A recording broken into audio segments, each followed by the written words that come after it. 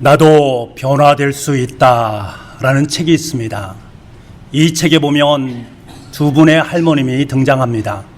한 분은 도로시 할머니이고 다른 한 분은 나오미 할머니에 대한 이야기가 나옵니다. 이 두 할머님은 연세가 많이 드셨습니다. 그리고 살아생전에 건강이 좋지 않으십니다. 그런데 이 두 분에게 분명한 차이가 있었습니다. 이 도로시 할머니는 만나는 사람마다 붙잡고 아픈 데를 호소합니다. 늘 다리 때문에 침울하고 기운이 없습니다. 이 할머님의 대화는요, 병에 대한 이야기와 자기 자신에 대한 이야기가 주를 이룹니다. 반면에 나오미 할머니는 관절염을 앓고 있어서 손가락 마디가 모두 굽어서 펼 수가 없습니다. 설상가상으로 암까지 걸려서 많이 힘든 상황 속에 있습니다. 움직일 때마다 고통이 있단 말이지요. 그럼에도 불구하고 할머니의 눈은 늘 밝게 빛나고 있습니다. 언제나 하나님의 선하심에 대해서 이야기하고 다른 사람의 안부를 묻습니다. 이 두 할머니는 비슷한 상황 가운데 놓여 있습니다. 하지만 도로시 할머니는 왜 기운이 없느냐라고 물으면 내가 지금 다리가 아파서, 내가 지금 병이 들어서 라고 말을 합니다. 반면에 나오미 할머니는 같은 상황 속에서도 다르게 반응을 합니다. 하나님을 기뻐하는 것이 나오미 할머니에게 있어서 힘이기 때문에 그렇습니다. 저는 이 이야기를 읽으면서 이 두 분의 눈빛이 과연 어떠할까를 생각하게 됩니다. 도로시 할머니는 늘 자기 자신에게 모든 것이 집중되어 있기 때문에 짜증스러움과 힘듦이 고스란히 배어있는 그 눈을 가지고 있을 거예요. 그래서 사람들을 볼 때마다 힘들게 하는 눈을 가지고 있지요. 반면에 나오미 할머니 눈은 언제나 타인을 향해서 맑은 눈을 소유하고 있습니다. 그래서 늘 밝게 빛나고 있습니다. 그 눈빛을 마주한 사람들은 행복에 겨운 모습으로 할머니를 대했을 거예요. 여러분, 눈빛 맑은 사람을 만나는 것은 참으로 행복한 일입니다. 사실 초롱초롱한 눈빛으로 저의 설교를 듣는 분이 계시면 제 마음이 얼마나 기쁜지 모르겠습니다. 저는 이 시간에 기대하겠습니다. 여러분의 눈빛 맑은 모습으로 저의 설교를 경청하시고 또 은혜를 받을 수 있는 은혜의 시간이 될 수 있기를 간절히 소망합니다. 눈빛 맑은 사람을 만나는 것이 여러분 왜 행복할까요? 그 맑은 눈빛이 거울이 되어서 내 삶의 자신, 내 모습을 비추어 주기 때문에 그렇습니다. 저는 예수님의 눈이 참 맑고 깊었으리라 여겨집니다. 눈빛이 흐리멍덩한 예수님을 상상조차 할 수 없습니다. 예수님 곁에 있어선 사람들은 하나같이 맑은 눈빛을 소유하시는 그 예수님의 눈빛을 만날 수 있었고, 그 눈빛 속에 담겨져 있는 내 마음을 보시는, 내 삶의 가능성을 보시는 예수님 때문에 행복한 삶을 누리게 될 것입니다. 그리고 그 맑은 눈빛에 이끌려서 하나님의 제자로, 예수님의 제자로 아름답게 세워져 가는 줄 믿습니다. 눈은 영혼의 창이란 말이 있습니다. 눈은 우리가 의도적으로 드러내려고 하지 않아도 우리 속에 있는 감정을 저절로 흘러내게 되어 있습니다. 감정을 잘 조절하면 얼굴빛은 숨길 수 있습니다만 내 속에 있는 눈빛을 숨길 수는 없습니다. 그래서 맹자는 이런 말을 합니다. 사람의 마음을 살피는 데 있어서 눈동자보다 더 좋은 것은 없습니다. 눈동자는 능히 자기의 잘못을 감추지 못합니다. 가슴속이 바르면 눈동자가 맑고 가슴속이 바르지 않으면 눈동자가 어둡습니다. 여러분, 말은요 거짓말을 할 수 있습니다만 눈빛은 거짓말을 할 수가 없습니다. 아이들을 혼낼 때에 부모님은 어떤 방법을 사용하십니까? 아이를 데려와서 너 똑바로 쳐다봐라, 똑바로 쳐다봐라, 그리고 사실대로 말해라 라고 말합니다. 부모님의 눈빛과 아이의 눈빛이 마주하게 되면 아이는 거짓말을 할 수가 없습니다. 거짓말해도 금방 그 거짓말은 들통이 납니다. 오늘 말씀을 묵상하면서 저는 느보산 비스가 봉우리에 서 있는 인생의 모든 것을 다 마무리하는 모세의 모습을 연상할 수밖에 없었습니다. 모세는 그곳에서 지난 발자취를 돌아봅니다. 그리고 저 멀리 있는 이스라엘 백성들이 갈 가나안 땅을 바라보고 있습니다. 120세의 노인이 바람찬 그 산 위에 홀로 서 있으면서 그가 생각한 것은 무엇일까? 인생의 모든 것을 다 마감할 그 시점에 그 산 꼭대기에서 그 찬바람을 맞으면서 그가 묵상한 것은 과연 무엇일까? 인생의 무상함을 느꼈을까? 가나안을 목적에 두고 역사의 뒤안길로 사라져야만 되는 자신의 모습을 바라보면서 한탄하는 모습이었을까? 그렇지 않습니다. 성경 우리에게 이렇게 말씀해 주고 있습니다. 모세가 죽을 때 나이 120세나 그 눈이 흐리지 아니하였고 기력이 쇠하지 아니하였더라. 나이가 120세나 되었으나 그 눈이 흐리지 아니하였고 그 눈이 흐리지 아니었다랍니다. 저는 이 말씀을 너무나도 좋아합니다. 사무치게 좋아합니다. 젊었을 때의 형형한 그러한 눈빛은 아닐지라도 하나님과 함께 걸어온 그 삶의 자리 속에 있는 그 깊이 있는 그 눈빛이 흐리지 않았다라고 성경은 말씀하고 있습니다. 모세는 인생의 끝자락에서 그동안 자신이 살아온 120년의 인생 후회나 인생 무상을 느끼지 않았습니다. 도리어 그 맑은 눈을 가지고서 저 가나안 땅을 바라보고 이스라엘 백성들을 바라보고 있습니다. 저도 인생이 다하는 그날에 하나님 앞에 섰을 때에 저의 눈망울이 이렇게 맑은 눈망울로 초롱초롱한 눈망울로 하나님 앞에 설 수 있기를 원합니다. 그럴 수 있던 이유가 무엇일까? 그동안 하나님과 함께 살아온 삶이 있기 때문에 그렇습니다. 하나님의 사역을 마감하는 자의 아름다움이 그의 눈빛을 통해서 고스란히 다 드러나게 되어 있습니다. 여러분, 하나님과 함께 걸어온 하나님의 사람의 눈빛은 맑고 깊어야 합니다. 이 시간에 옆에 있는 분을 한번 바라볼 수 있기를 원합니다. 그 눈빛을 한번 바라보십시오. 쑥스러울 수도 있습니다만 바라보세요. 여러분 어떻습니까? 맑으십니까? 깊습니까? 그럴 수 있기를 원합니다.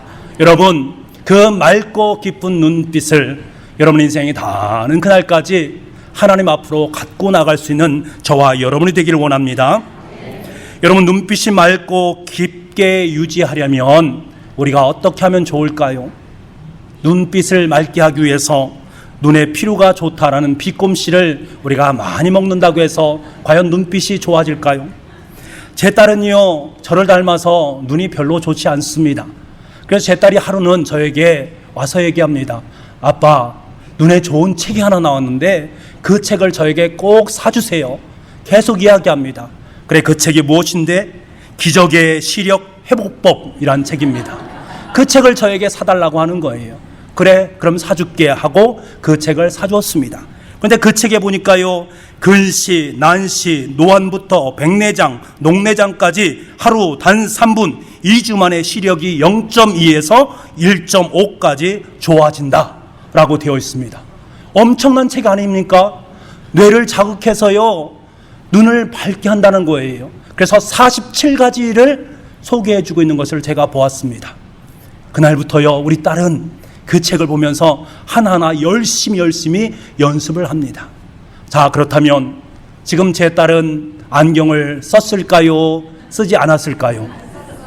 여전히 제 딸 녀석은 안경을 쓰고 있습니다. 여러분 이렇게 한다고 해서 눈빛이 맑아지는 것입니까? 맑고 깊은 눈을 가지려면 어떻게 해야 됩니까? 욕심을 자꾸 비워내야 합니다. 가슴 속에 있는 바르지 못함을 자꾸 덜궈내야 합니다. 속빈 항아리가 맑은 소리를 품듯이 내면에 여백이 있어야 우린 맑은 소리를 내는 맑은 눈빛의 사람이 될 수 있다는 거예요. 그리고 그 내면의 여백에 성령님을 담아야 된다는 것입니다. 저와 여러분의 인생이 성령님으로 가득 채워져야 됩니다. 성령님을 전적으로 신뢰하고 의지해야 됩니다. 성령님과 함께 동행하는 인생을 살아가야 됩니다. 그럴 때 그 사람의 눈빛은 맑은 눈빛이 되고 깊은 눈빛을 소유할 수 있습니다. 왜? 성령님 주시는 힘과 은혜가 그 속에 가득 차기 때문에 그렇습니다. 성령께 주시는 그 사랑을 듬뿍 받기 때문에 그렇습니다. 하나님의 사랑이 내 삶 속에 흘러 넘치기 때문에 내 눈은 맑고 밝을 수밖에 없는 것이요. 여러분, 죄는 바라봄에서 시작됩니다. 사단의 꼬임에 빠진 하와가 눈을 들어서 선악과를 바라볼 때 죄는 시작되었습니다. 평상시에는 수없이 많이 선악과를 보았음에도 불구하고 그렇게 보이지 않았습니다. 그런데 옆에서 사단이 꼬이자 그 선악과가 먹음직도 하고 보암직도 하고 지혜롭게 탐스럽게 열린 그것을 보게 됩니다. 따먹고 싶은 거예요. 왜 그럴까요? 하나님과 같이 될지도 모른다는 욕망의 눈으로 바라보았기 때문입니다. 그래서 사람이 무엇을 바라보느냐의 문제는 대단히 중요합니다. 사람이 무엇을 바라보며 삶을 사는가라는 것이 그 사람이 어떠한가를 분명히 알게 되는 것입니다. 여러분, 자신을 알기를 원합니까? 옆에 있는 분을 알기를 원합니까? 그분이 바라보는 것이 무엇인가를 보시면 나를 알 수 있고 옆에 있는 분을 알 수가 있는 것입니다. 눈앞의 이익을 챙기는데 혈안이 된 사람의 눈은 멀리 있는 별빛을 바라볼 수가 없습니다. 오직 자신의 욕망의 우물 안에 드리워진 별빛만을 보기 때문에 그렇습니다. 여러분, 그 눈을 가지고 하나님을 볼 수 있겠습니까? 눈앞에만 바라보는 눈빛은 욕망으로 점점 흐려짐으로 말미암아서 하나님이 그의 삶 속에 보이지 않습니다.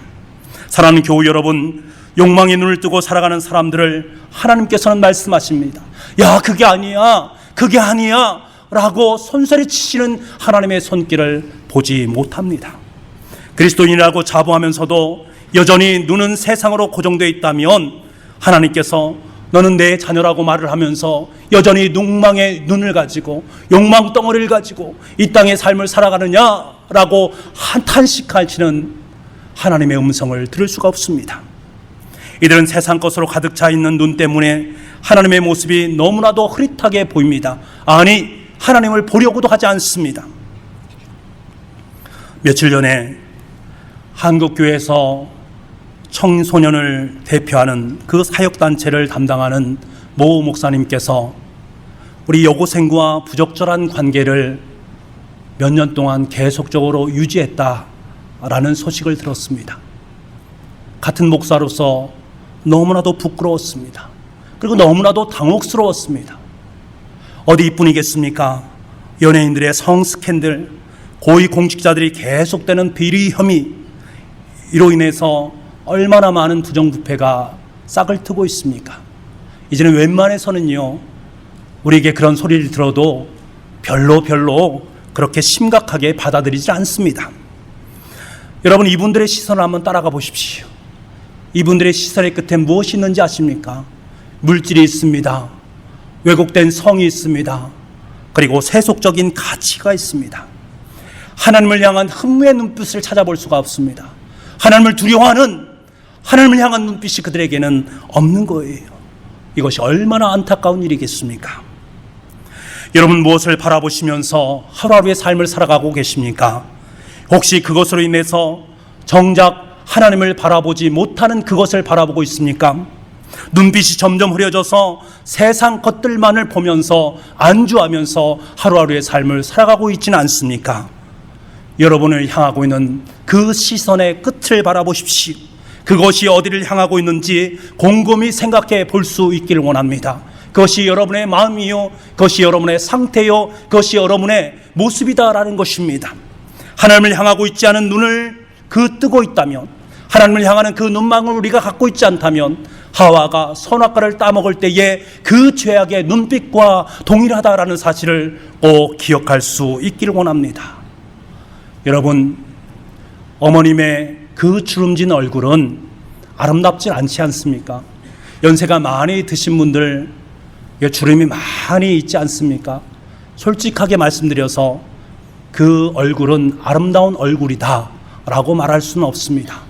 하지만요, 자식된 눈으로 그 어머님의 얼굴을 바라보게 되면 그 주름진 사이 속에 담겨져 있는 어머님의 눈물을 봅니다.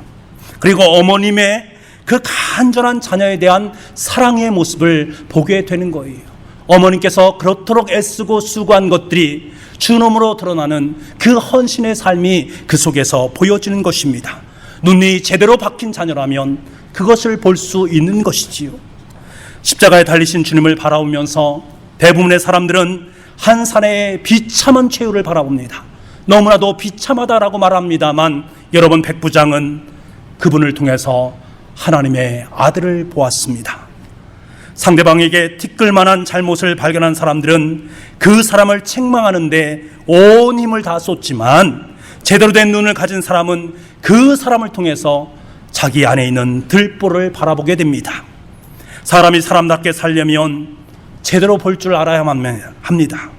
외부를 살피는 육신의 두 눈 말고 보이지 않는 제3의 눈을 우리의 삶 속에 가져야 되는 거예요. 여러분, 그 제3의 눈이 무엇입니까? 바로 믿음의 눈입니다. 세상을 믿음의 눈으로 바라보게 되면 나를 돕기 위해서 천지를 지으신 여호와 하나님께서 내 인생 속에 다가오시는 그 모습을 보게 됩니다. 믿음의 눈으로 바라보게 되면 어떤 상황 속에 처해 있다 할지라도 너를 도우시고 인도하시는 여호와께서 내 우편에서 내 그늘이 되고 계시는 하나님의 손길을 맛볼 수 있게 되어집니다. 믿음의 눈을 크게 뜨면 어떤 절망과 낙담 상황 속에 놓일지라도 여호와를 향해서 손을 높이 들 수가 있습니다. 하나님 도와주십시오. 나를 도와줄 사람은 세상이 아니라 바로 당신입니다. 하나님께 도움을 요청할 수 있는 용기 어린 마음을 마음속에 품을 수 있는 거예요. 여러분, 믿음의 눈으로 모든 것을 바라볼 수 있기를 원합니다.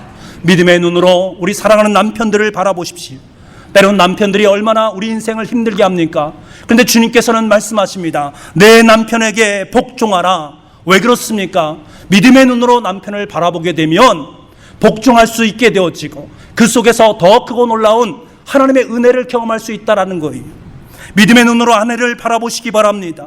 왜 하나님께서는 아내를 사랑하는 것이 자기를 사랑하는 것인가? 라는 사실을 여러분에게 분명하게 깨달을 수 있도록 만들어 주실 것입니다.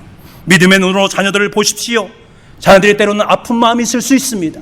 자녀들이 때로는 부모님에게 속상하게 할 수도 있습니다. 여러분, 그러나 하나님께서는 그곳에 예수 그리스도의 눈을 들이대면 그 속에서 아버지 되시는 하나님께서 역사하고 있는 하늘의 손길을 경험할 수 있도록 만드십니다. 우리의 모든 눈이 믿음의 눈으로 세상을 바라보고 옆에 있는 분을 바라보고 우리 가족에 속한 모든 권속들을 바라볼 수 있기를 원합니다. 그 믿음의 눈으로 바라볼 때 그 속에 하나님의 은혜가 가득 채워질 줄 믿습니다. 동양 사람들은 본다라는 말을 두 가지로 사용하고 있습니다. 하나는 볼 견자를 사용합니다. 내가 그냥 무의식 중에도 보지 않으려고 해도 그냥 보여지는 것이 바로 볼 견입니다. 반면에 또 다른 하나는 볼 관자를 씁니다. 이 글자는 일부러 보려고 생각해서 보는 것이 아니라 꿰뚫어서 본다라는 거예요. 세밀하게 꿰뚫어서 본다라는 것입니다. 예수님께서 제자에게 말씀하십니다. 들에 핀 백합화를 보아라 라고 말씀하셨을 때 주님께서 그들에게 보라고 말씀하신 것은 꽃의 빛깔이 얼마나 이쁜가, 꽃의 형태가 얼마나 아름다운가, 그 꽃이 무슨 꽃인가, 이것을 보라는 말씀입니까? 아니에요. 그 현상의 이면 속에 있는 생명의 실상을 보라라는 거예요. 살아있는 하나님의 역사를 보라라는 거예요. 주님께서 말씀하십니다.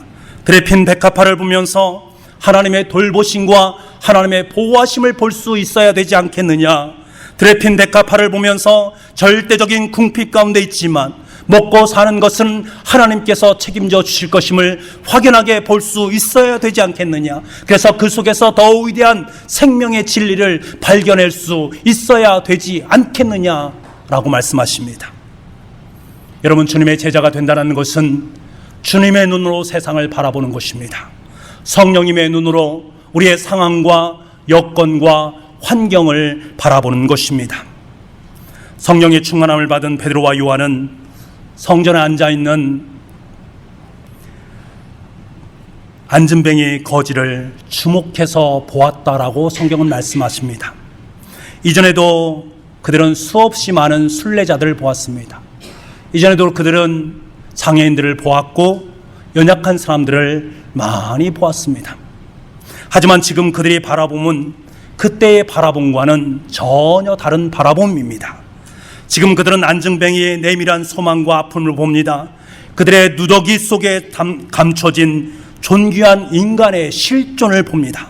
그에게 지금 당장 필요한 것이 무엇인가라는 그것을 바라보게 됩니다. 그래서 그들은 선포할 수 있는 거예요. 은과 금은 내게 없거니와 내게 있는 것으로 내게 주노니 곧 나사렛 예수 그리스도의 이름으로 일어나 걸으라. 그의 삶 속에, 그의 실존 속에 가장 중요한 것은 예수 그리스도의 이름, 생명의 진리 되시는 예수 그리스도 이름, 그분을 그들에게 허락했다라는 것입니다. 여러분, 내가 무엇을 보느냐, 또 어떻게 보느냐가 우리의 삶의 내용과 질을 결정짓게 됩니다.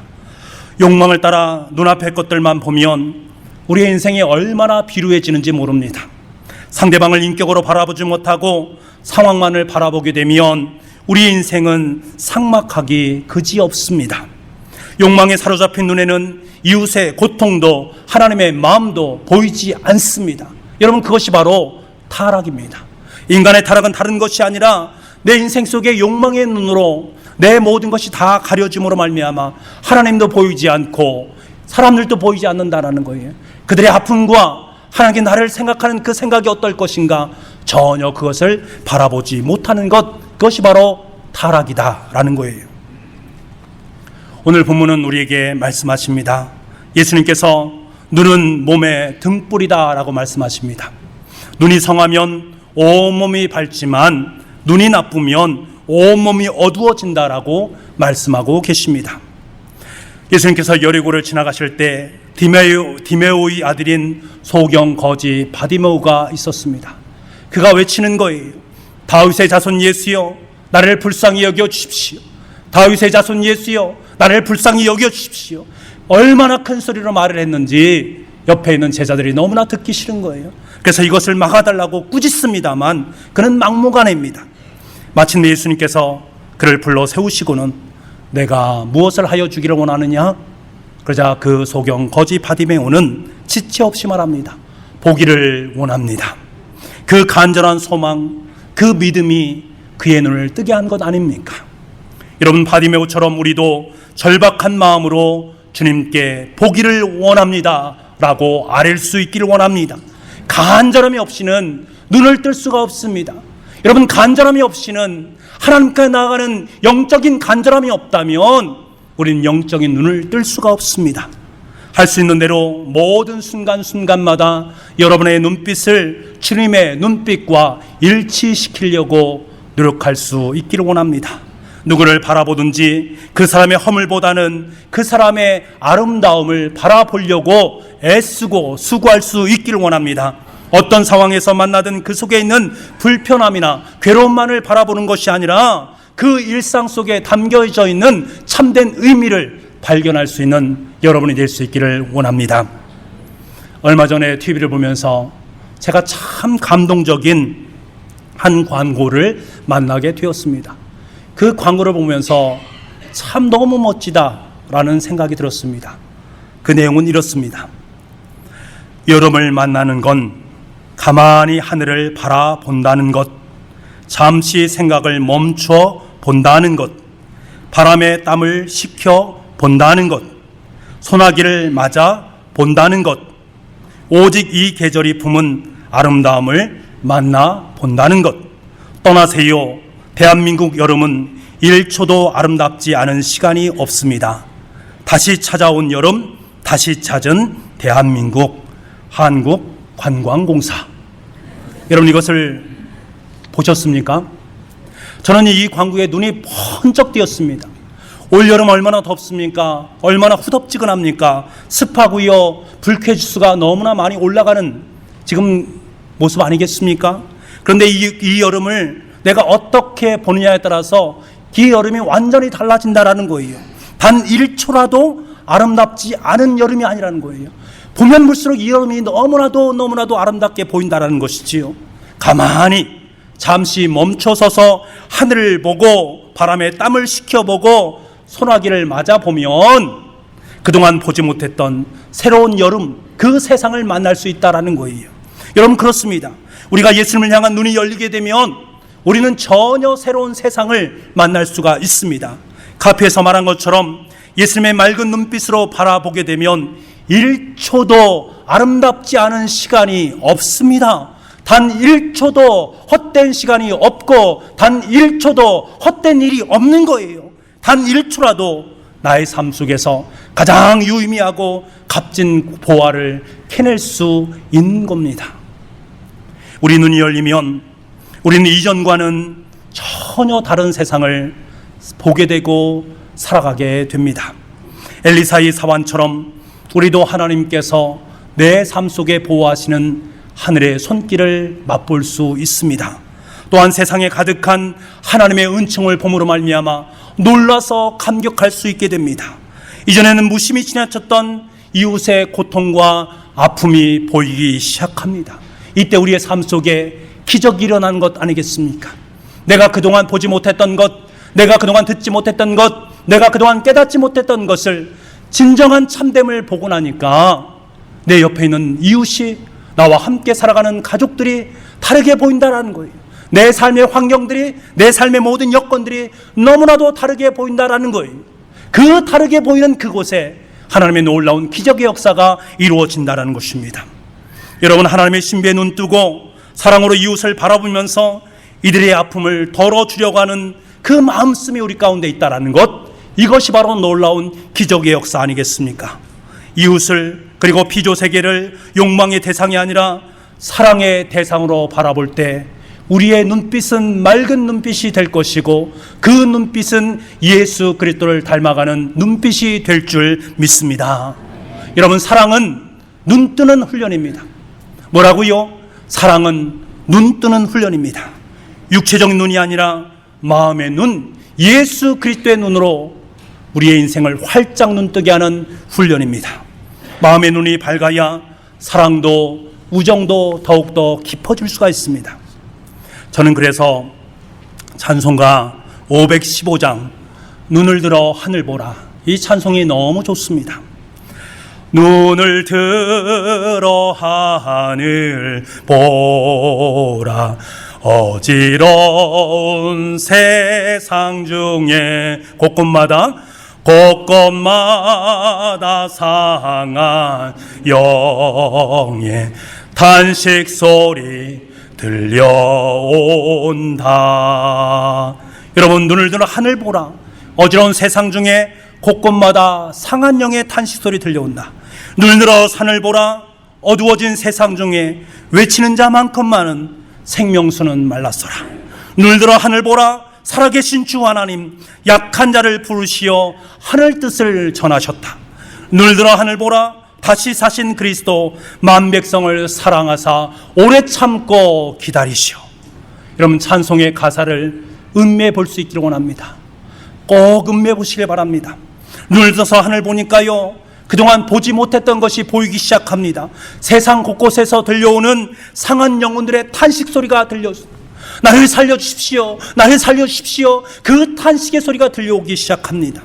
눈을 들어 하늘 보니까요, 세상 중에 생명수를 갈망하는 그 탄식 소리를 듣게 됩니다.